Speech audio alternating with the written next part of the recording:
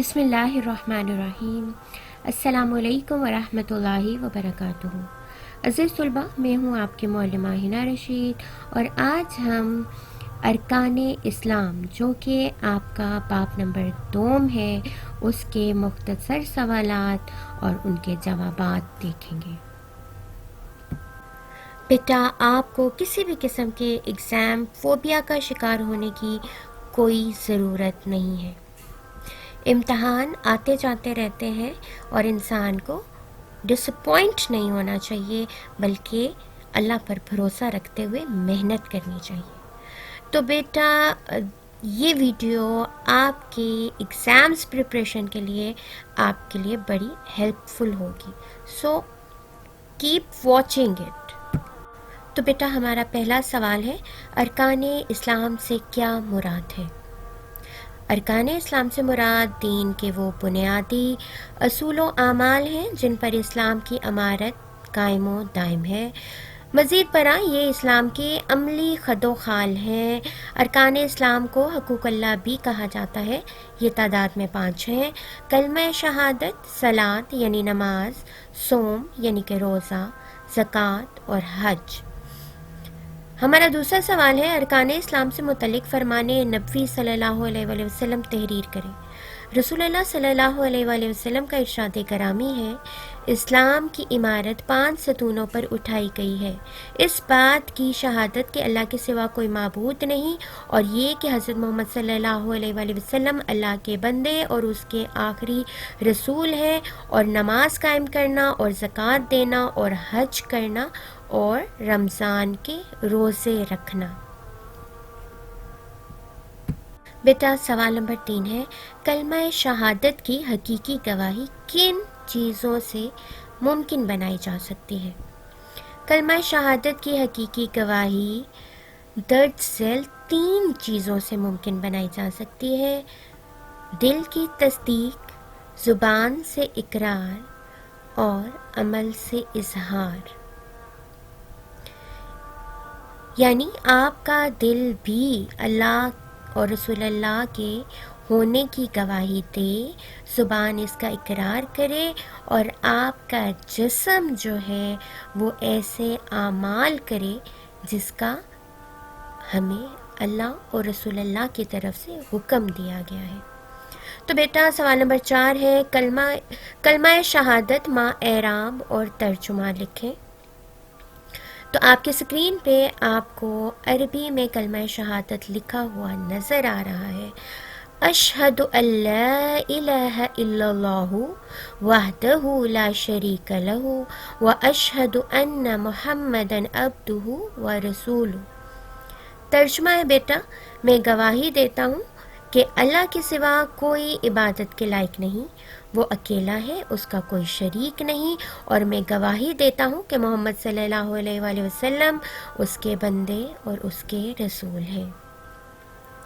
اگر بیٹا آپ جو ہے وہ کلمہ شہادت لکھتے ہیں اور آپ کنفیوز ہیں اعراب کے حوالے سے کہ آپ لگائیں کہ نہ لگائیں، غلطی کا امکان ہے، تو اس کے لیے پہلی تو بات یہ کہ بڑی اچھی سے پریکٹس کی ہوئی ہونی چاہیے، اور اگر پریکٹس نہیں کی ہوئی تو آپ بیٹا اعراب بالکل مت لگائیے گا، جسٹ عربی لکھیے اور اس کا ترجمہ لکھ دیجیے، you will get full marks. Okay, اگلا سوال ہے، کلمہ شہادت کے کتنے حصے ہیں اور ان میں کیا پیغام موجود ہے؟ کلمہ شہادت 2 حصوں پر مشتمل ہے۔ پہلا حصہ توحید باری تعالیٰ کا اعلان کرتا ہے، جبکہ دوسرا حصہ حضرت محمد صلی اللہ علیہ وآلہ وسلم کی عبدیت اور رسالت کا اظہار ہے۔ یعنی کلمہ شہادت کے 2 حصے ہیں، پہلا حصہ توحید باری تعالیٰ کے حوالے سے اور دوسرا حصہ حضرت محمد صلی اللہ علیہ وسلم کی عبدیت اور رسالت کے بارے میں ہے۔ بیٹا، سوال نمبر 6 ہے، دلی تصدیق کی عملی صورت کیا ہے؟ دلی تصدیق کی عملی صورت اللہ اور رسول اللہ کی اطاعت ہے۔ یعنی آپ کا دل اللہ اور رسول اللہ کی اطاعت پر آمادہ ہو جائے، ایسی اطاعت کہ دل کی تمام خواہشات شریعت اسلامی کے تابع ہو جائیں۔ سوال نمبر 7 ہے، اسلام میں عبادات کا مقصد کیا ہے؟ چونکہ اسلام ایک جامع اور مکمل نظام حیات ہے، اس لیے یہ اپنے ماننے والوں کو نہ صرف چند اعتقادات کی تعلیم دیتا ہے بلکہ ان اعتقادات کے مطابق اپنی زندگیاں بسر کرنے کے قابل بنانے کے لیے نظام عبادات بھی یا تجویز کرتا ہے جو نماز، روزے، زکوٰۃ اور حج وغیرہ پر مشتمل ہے۔ بیٹا اگلا سوال ہے، نماز سے کیا مراد ہے؟ یا آپ سے پیپر میں یہ بھی پوچھا جا سکتا ہے نماز کے معنی کیا ہیں، اس کے لغوی یا اصطلاحی معنی لکھیے۔ تو بیٹا نماز جو ہے وہ فارسی زبان کا لفظ ہے۔ عربی زبان میں نماز کے لیے صلاۃ کا لفظ استعمال ہوتا ہے، اور صلاۃ کے معنی جو ہیں وہ دعا کرنے، تعریف کرنے، رحمت طلب کرنے کے ہیں۔ نماز سے مراد ایک ایسی بدنی عبادت ہے جو ایک مسلمان پر دن میں 5 مقررہ اوقات پر سنت نبوی صلی اللہ علیہ وآلہ وسلم کے مطابق ادا کرنا فرض ہے۔ تو بیٹا نماز کون سی زبان کا لفظ ہے؟ فارسی زبان کا۔ عربی میں سے کیا کہتے ہیں؟ صلاۃ کہتے ہیں۔ صلاۃ کے معنی کیا ہے؟ دعا کرنا، تعریف کرنا، رحمت طلب کرنا۔ اور اس کا اصطلاحی مفہوم ہے یہ نماز سے مراد یہ ایک ایسی بدنی عبادت ہے جو ایک مسلمان پر دن میں 5 مقررہ اوقات پر سنت نبوی کے مطابق ادا کرنا فرض ہے۔ اوکے بیٹا اگلا سوال ہے، فرضیت نماز کے حوالے سے ایک آیت قرآنی بما ترجمہ لکھیں۔ بیٹا اس طرح کے سوالات جو ہے وہ ارکان اسلام میں نماز، روزہ، زکوٰۃ، حج کے حوالے سے پوچھے جا سکتے ہیں کہ زکوٰۃ کے حوالے سے اس کی فرضیت اور اہمیت کے حوالے سے کسی قرآنی آیت کا ترجمہ لکھیے، حج کی فرضیت کے حوالے سے کسی قرآنی آیت کا ترجمہ لکھیے۔ تو اس طرح کے سوالات آتے ہیں، اس لیے آپ تمام ارکان اسلام جب بھی تیار کریں تو اس میں قرآنی آیات اور ان کا ترجمہ ضرور پریپیئر کریں۔ تو اس سوال کا جواب کیا ہے؟ ارشاد باری تعالیٰ ہے، اقیموا الصلاۃ ولا تکونوا من المشرکین، نماز قائم کرو اور شرک کرنے والوں میں سے نہ ہو جاؤ۔ اگلا سوال ہے، بانی اسلام حضرت محمد صلی اللہ علیہ وآلہ وسلم کی ایک حدیث جو کہ آپ کی نصابی کتب میں موجود ہے، اس میں رأس الامر سے کیا مراد لیا گیا ہے؟ حدیث نبوی میں رأس الامر یعنی دین کی اصل بنیاد سے مراد اسلام یعنی اللہ اور اس کے رسول کے سامنے سر تسلیم خم کرنا ہے۔ دین کی اصل بنیاد کیا ہے؟ کہ آپ اللہ اور رسول کے سامنے سر تسلیم خم کریں اور ان کی اطاعت کریں۔ اوکے بیٹا اگلا سوال ہے، تارک نماز کے حوالے سے ایک حدیث نبوی لکھیں، یا نماز کے حوالے سے ایک حدیث نبوی صلی اللہ علیہ وسلم لکھیں۔ تو جواب ہے بیٹا اس سوال کا، فرمان نبوی صلی اللہ علیہ وآلہ وسلم ہے، من ترک الصلاۃ متعمدا فقد کفر، جس شخص نے جان بوجھ کر ایک نماز ترک کی تو یقیناً اس نے کفر کیا۔ اگلا سوال ہے، نماز پڑھنے کے 4 فوائد لکھیں۔ نماز پڑھنے کے بہت سے فوائد ہیں جن میں سے 4 درج ذیل ہیں۔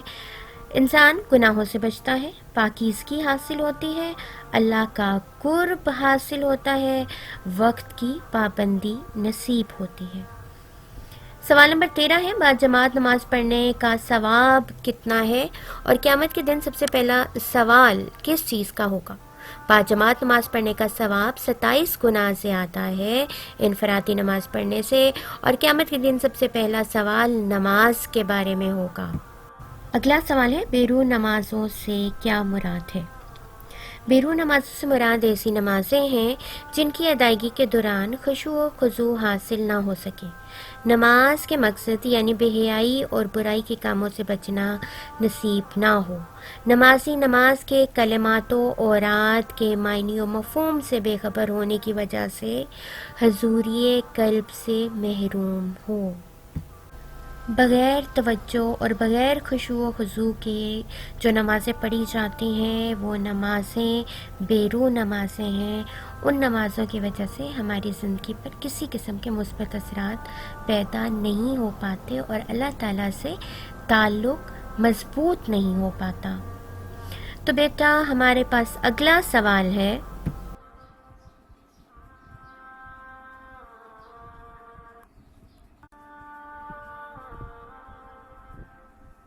عربی زبان میں روزے کے لیے کیا لفظ استعمال ہوتا ہے اور اس کے کیا معنی ہیں؟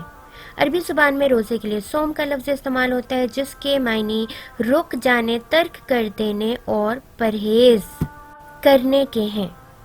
صوم کی جمع سیام ہے۔ اصطلاح میں صوم یعنی روزے سے مراد وہ بدنی عبادت ہے جس کے دوران مسلمان شخص صبح صادق سے غروب آفتاب تک کھانے پینے اور حلال نفسانی خواہشات کو پورا کرنے سے پرہیز کرتا ہے۔ اگلا سوال ہے، قرآن کریم میں روزہ رکھنے کی حکمت کیا بیان ہوئی ہے؟ قرآن کریم میں روزہ رکھنے کی حکمت حصول تقوی بیان ہوئی ہے، بہت امپورٹنٹ چیز ہے۔ ارشاد ربانی ہے، یا ایہا الذین آمنوا کتب علیکم الصیام کما کتب علی الذین من قبلکم لعلکم تتقون۔ اے ایمان والو، تم پر روزے فرض کیے گئے جیسے تم سے اگلوں پر فرض کیے گئے تھے تاکہ تم پرہیزگار بن جاؤ۔ یہ سورہ بقرہ کی آیت ہے، اس کا ریفرنس بھی یاد رکھیے۔ اگلا سوال ہے بیٹا، تقوی کا مفہوم واضح کریں۔ تقوی کے معنی پرہیزگاری کے ہیں۔ اس سے مراد انسان کی وہ دلی کیفیت ہے جو اسے ہر برائی سے روک کر ہر اچھائی کی جانب مائل کرتی ہے اور خوف خدا کا ذریعہ بنتی ہے۔ اگلا سوال ہے بیٹا، رمضان اور پاکستان کا آپس میں کیا تعلق ہے؟ یوں تو رمضان تمام دنیا کے مسلمانوں کے لیے رحمت و مغفرت کا مہینہ ہے، لیکن ہم پاکستانی مسلمانوں کے لیے اس ماہ مبارک اور اس کی ایک افضل ترین شب کی خاص اہمیت اس بنا پر ہے کہ اللہ تعالیٰ نے ہمیں رمضان المبارک کی 27ویں شب کو پاکستان کی صورت میں آزاد وطن سے نوازا تھا، یعنی رمضان کی 27ویں رات کو پاکستان وجود میں آیا تھا۔ اگلا سوال ہے، انسان کو نیکی سے دور کرنے والی شے کیا ہے؟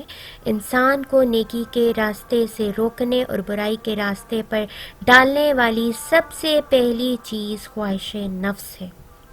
خواہش نفس انسان کو نیکی سے روکتی ہے اور برائی کے راستے پہ ڈالتی ہے۔ اگلا سوال ہے، ماہ رمضان میں نیکی کا ثواب کتنے گنا بڑھ جاتا ہے؟ حدیث نبوی کی روشنی میں ماہ رمضان میں آدمی کے ہر نیک عمل کا ثواب 10 گنا سے 700 گنا تک بڑھ جاتا ہے، یہ بھی بہت امپورٹنٹ ہے۔ اگلا سوال ہے، روزے کے چند فوائد تحریر کیجیے۔ روزے کے چند فوائد درج ذیل ہے۔ غریب اور نادار لوگوں کی بھوک کا احساس ہوتا ہے، رب کی رضا حاصل ہوتی ہے۔ روزوں کے مہینہ باہمی ہمدردی اور یگانگت کا مہینہ ہے۔ طبی لحاظ سے انسانی جسم صحت ملتی ہے، یعنی طبی لحاظ سے انسانی جسم صحت مند ہوتا ہے۔ اگلا سوال ہے، روزے کے 4 اجتماعی فوائد لکھیں۔ روزہ رکھنے سے درج ذیل اجتماعی فوائد حاصل ہوتے ہیں۔ غریب لوگوں کی بھوک پیاس کا احساس ہوتا ہے، تمام مسلمانوں میں اتحاد اور یکجہتی فروغ پاتی ہے، پورے اسلامی معاشرے میں نیکی کا جذبہ فروغ پاتا ہے، افطاری کروانے سے باہمی تعلقات میں مضبوطی نصیب ہوتی ہے۔ یہ وہ فوائد ہیں جو ایک اسلامی معاشرہ اجتماعی طور پر حاصل کرتا ہے۔ اگلا سوال ہے، قرآن کریم کس مہینے میں نازل ہوا؟ نیز ملک پاکستان کس مہینے میں آزاد ہوا؟ قرآن کریم رمضان المبارک کے مہینے میں نازل ہوا اور ملک پاکستان بھی اسی رمضان المبارک کے مہینے کی 27ویں شب کو آزاد ہوا تھا۔ اگلا سوال ہے، روزے کے اجر کے حوالے سے حدیث نبوی صلی اللہ علیہ وسلم اور اس کا ترجمہ لکھیں۔ حدیث قدسی ہے، الصوم فإنہ لی وأنا أجزی بہ۔ ترجمہ، روزہ تو خاص میرے لیے ہے اور اس کا ثواب میں اپنی مرضی سے جتنا چاہوں گا دوں گا۔ اگلا سوال ہے، روزہ افطار کروانے کا اجر بیان کریں۔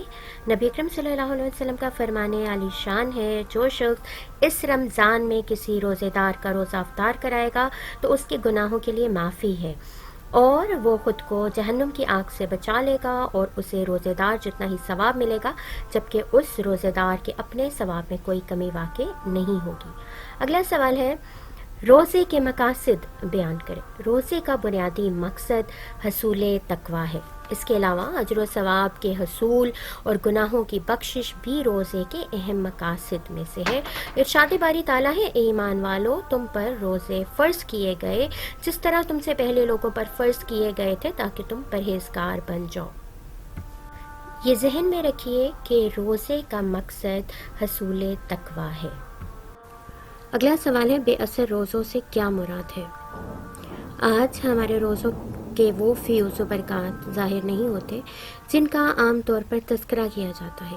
اس کی اصل وجہ یہ ہے کہ ہم روزے کے اصل مقصد تقویٰ یعنی ضبط نفس سے بے خبر ہیں۔ روزے کی اہم شرط ایمان اور احتساب سے غافل ہیں، جس کی وجہ سے ہمارے روزے نمائشی ہیں۔